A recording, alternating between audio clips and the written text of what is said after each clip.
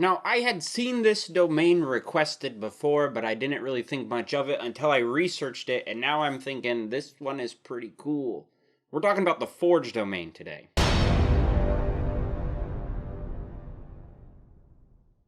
Hey fellow Game Masters, I'm Richard Quiner, and welcome back to the RPG Daily, your daily dose of all things tabletop role-playing games, helping you build your world and master your game.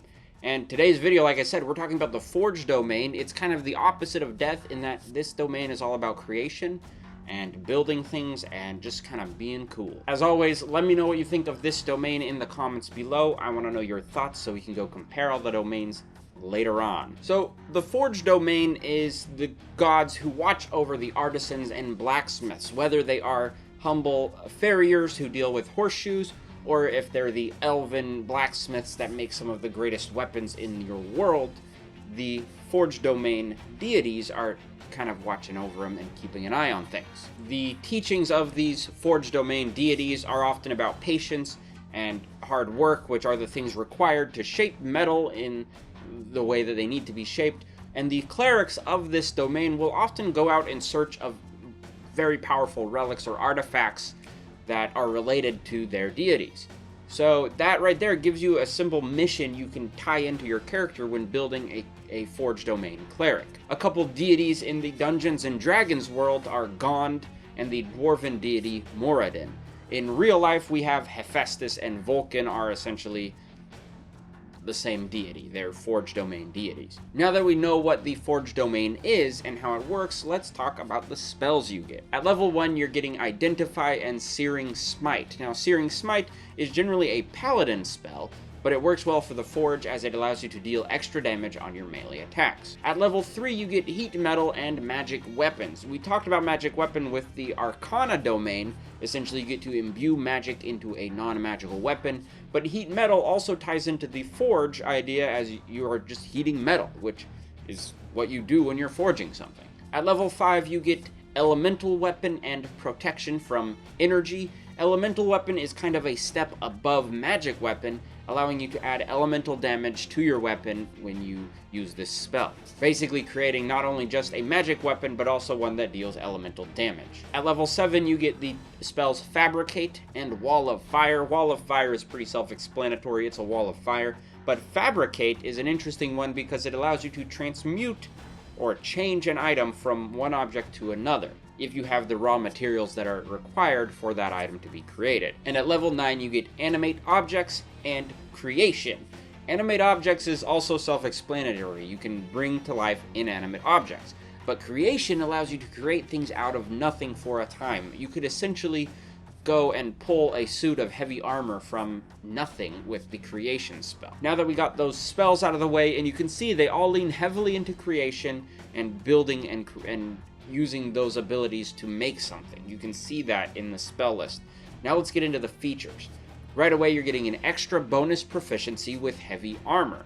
This is when you can take chainmail for your starting equipment because you're proficient in it. I strongly think that because it gives you that proficiency in heavy armor, that it wants you on the front line. It doesn't want you to worry too much about staying back. It wants you in there with your high armor class doing your god's work. In addition to that, at level 1, you also get what's called Blessing of the Forge, which allows you to imbue an item with magic every day, and you can use this to either create a +1 weapon, which means the weapon adds a +1 to the attack roll and a +1 to the damage, or you can use it to add a +1 armor class to a suit of armor.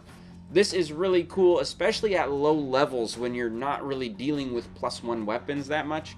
At level 1, everyone's going to be dealing with little, simple weapons that don't have that extra boost, but giving a +1 weapon right away every day, and it can be to different members of your party or yourself, it essentially just gives you a magic item right away. All you have to do is take the time and use this ability every day. Another thing to note is this is in addition to the magic weapons spell that you get later on, so essentially you get 2 chances to create some sort of magic weapon. At level 2, you get your other channel divinity skill, which is called Artisan's Blessing, and this one's really neat because it allows you to create something non-magical worth up to 100 gold piece. The stipulation is you have to perform a ritual that takes 1 hour, and that item needs to include some metal, but you basically can make items that are useful to you and your party in the moment. The other thing of this ability is you can use it to duplicate items. Now think how useful that might be in some situations when, oh, I don't know, maybe you need to get a key from someone. Maybe you need an extra dagger or something snuck in. Things like that, where you have the chance to duplicate things and, you know, have a copy for yourself for a time, becomes very handy in certain situations. I know I play a rogue most of the time. I can think of a million situations where this would be really cool to have. I might dip 2 levels into Cleric to get it. But no, not really. I'm going to play a rogue pretty much all the way through. Anyways, so that was just a side note.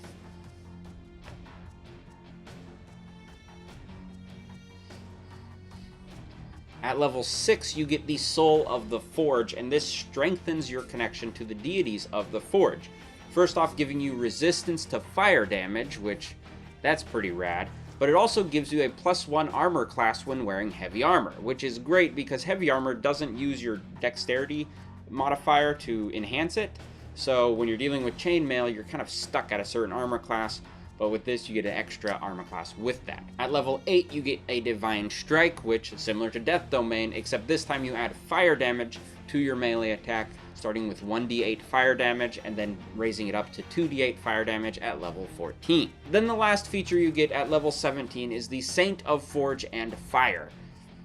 It's a mouthful, but this gives you a couple really cool bonuses that just reinforces the idea to me that you are a character that's going to be on the front line of combat. First up, you're getting immunity to fire damage, not resistance, immunity. Second off, when you are wearing heavy armor, you are gaining resistance to non-magical physical attacks. So that's slashing, bludgeoning, and piercing damage, if it's non-magical. So that also ties into the idea that you wear heavy armor, use your shield.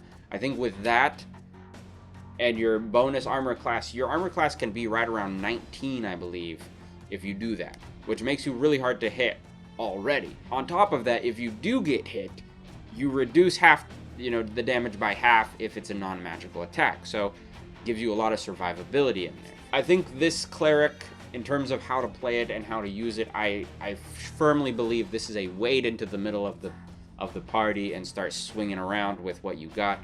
It doesn't give you proficiency in martial weapons, just the heavy armor, so that's kind of interesting. So you're going to be stuck with the mace unless you take a feat that does give you proficiency in martial weapons, which it is possible to do. For me, I would also take probably the heavy armor master feat, which gives you a bonus to your strength, which you'll use for physical combat, and then it also does do damage reduction again on physical attacks.